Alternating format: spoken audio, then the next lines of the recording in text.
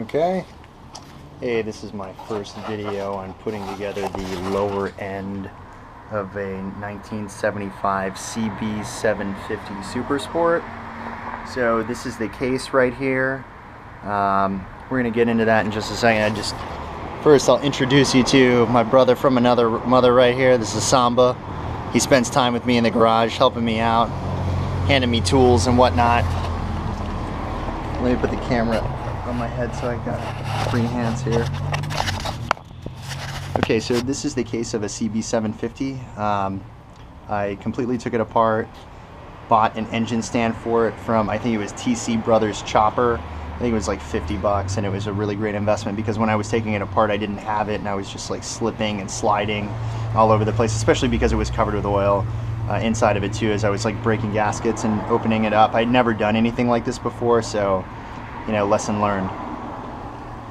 So what had happened is somebody had blown, or the previous owner had blown one of the pistons, which is why I got such a great deal on the bike, and there was a big hole in the piston, and because there was a big hole in the piston, little itty bitty pieces of piston had fallen down the cylinder. It didn't scratch up the cylinder, which is good. I got to bore out the cylinders anyway, so it's okay.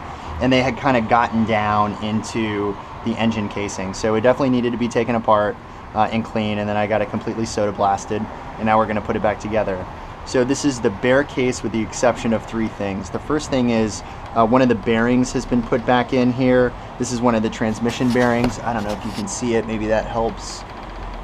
It's just a bitch to take out, so once I put it in for the dry fit, I didn't want to take it back out again. You need a slide hammer and a bearing puller, and it's just like a super big pain in the ass. This is the primary chain tensioner. There are actually two primary chains. We're going to get into that in a second, and that's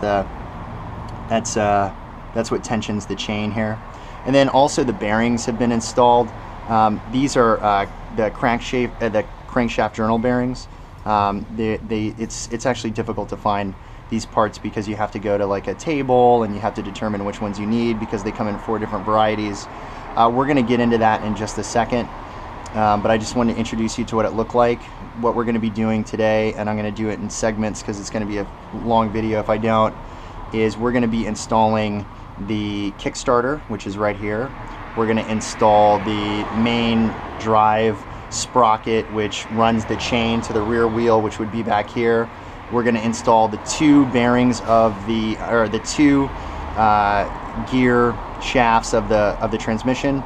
We're going to install the transmission drum and the shifting forks, and then we're also going to install and the clutch is on one of those transmission pieces, and then we're also going to install the main crankshaft with the piston rods on it. And one last thing is we're going to install the shifter assembly as well. So by the end of this video series, you'll actually be able to see us shift gears. So that's a little introduction, and we're going to come back in just a second.